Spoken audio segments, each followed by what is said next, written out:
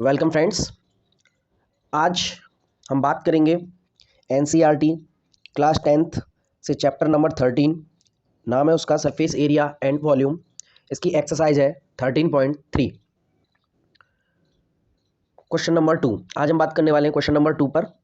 जैसा कि question number 2 में दे रखा है, a metallic sphere of radius 6 centimetre, 8 centimetre and 10 centimetre respectively. यानी कि हमारे पास क्या है, मेटल के कुछ गोले हैं जिनकी रेडियस है कुछ इस प्रकार है कि एक की 6 सेंटीमीटर, 10 सेंटीमीटर एंड 8 सेंटीमीटर, कुछ इस प्रकार है जैसा कि आप फिगर में देख पा रहे होंगे। Are melted to form a single solid sphere. उनको मेल्ट करके एक सिंगल सॉलिड यानी कि एक एक कठोर ठोस जो है स्पेरिकल टाइप का, आई मीन जस्ट गोले टाइप का बनाया गया है, एक नया गोला बनाया गया है। Find the radius of the resulting sphere. तो ज्ञात करना है कि जो नया गोला बनेगा उसकी जो रेडियस होगी वो क्या होगी।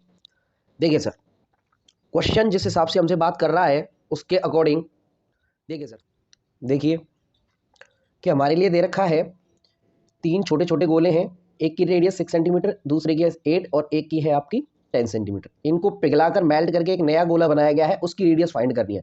हम मान लेते हैं उसकी रेडियस आर है सर। ठीक है सर, सॉल्यूशन करते हैं सर। देखिए सबसे पहले हमें जो दे रखा है हम उसको नोट डाउन कर लेते हैं सर। वी हैव, हमारे पास क्या है सर, रेडियस है तीन गोलाओं की। ठीक है, तो यहाँ पे हम उसको लिख देते हैं radii radii of metallic spheres of metallic spheres are. जो सर दे रखी है हमारे लिए उनको लिखेंगे 6 centimetre, 8 centimetre and sir 10 centimetre. ठीक है सर। अब जो हमारा नया गोला है जो मेल्ट होने के बाद मिला है उसकी रेडियस हम आर मान लेते हैं। तो इसको क्या हमें मानना होगा। तो let's the radius of resulting sphere, जो अपना स्फीयर दे रखा है उसकी उस स्फीयर की रेडियस हम मान लेते हैं आर सेंटीमीटर। अब बेसिकली सर हम समझ सकते हैं कि यहाँ पर ये जो तीन गोलों को पिघलाया गया है दैट मीन्स इज प्रत्येक का वॉल्यूम, यानी volume 1, volume 2, volume 3, in volume को मिला के एक नया वॉल्यूम बना है। तो यानी इन तीनों के वॉल्यूम को मैं ऐड कर दूं और इस स्पेयर के वॉल्यूम के बराबर रख दूं तो मुझे यहाँ से आर की वैल्यू निकल कर आ जाएगी। यानी मैं कह सकता हूं यहाँ पर वॉल्यूम ऑफ स्पेयर्स इक्वल होगा वॉल्यूम ऑफ रिजल्टिंग स्फीयर। अब यहां पे क्या है, तीन वॉल्यूम है। देखो volume 1, volume 2 and volume 3 sir. ये जो नया आया है उसके वॉल्यूम के बराबर होंगे सर। इसको मैंने बी से डिनोट कर लिया है सर। अभी देखिए सर, वॉल्यूम 1 यानी कि जिसकी रेडियस r1 है, यहां हम इसको लिख कर भी चल सकते हैं r1 ये उसके इक्वल है, ये r2 है, ये r3 है सर, ऐसे लिख लेते हैं। तो देखिए सर, जैसा कि हम जानते हैं कि स्पेयर का वॉल्यूम क्या होता है 4/3 पाई आर क्यूब, यानी कि 4/3 पाई आर का मतलब इस जगह पे r1 से हो जाएगा r1 क्यूब, प्लस वॉल्यूम 2 का मतलब क्या है सर 4/3 पाई r2 का होल क्यूब, क्योंकि यहाँ पर ये वॉल्यूम 2 मतलब रेडियस 2 यहाँ पर है। इसी प्रकार 4/3 पाई r3 की पावर क्यूब। इससे मिलकर जो बनेगा एक नया वॉल्यूम बनेगा, आई मीन जो नया स्फीयर बनेगा उसका वॉल्यूम क्या होगा 4/3 पाई। अब नया जो स्फीयर है उसकी रेडियस मैंने r कंसीडर की है तो r की पावर 3 सर। जैसा कि आप देख पा रहे हैं इधर जितने तीनों के तीनों वॉल्यूम दे रखे हैं उनमें क्या कॉमन आ रहा है हमारे पास, तो सर हमारे पास कॉमन आ रहा है 4/3 पाई। सर यहाँ क्या बच रहा है r1 का क्यूब प्लस r2 का क्यूब प्लस r3 का क्यूब सर।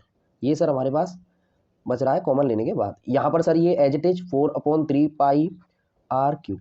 जैसा कि आप देख पा रहे होंगे 4/3 कैंसिलेशन एंड पाई कैंसिलेशन।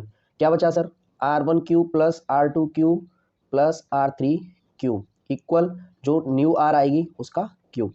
जैसा कि आप देख पा रहे होंगे r1 की वैल्यू कितनी है 6 सेंटीमीटर, तो 6 का क्यूब प्लस 8 का क्यूब प्लस 10 का क्यूब सर। ये सब मिलाकर एक नई आर के क्यूब के बराबर आएंगे सर। 6 का क्यूब आप जानते हैं 216,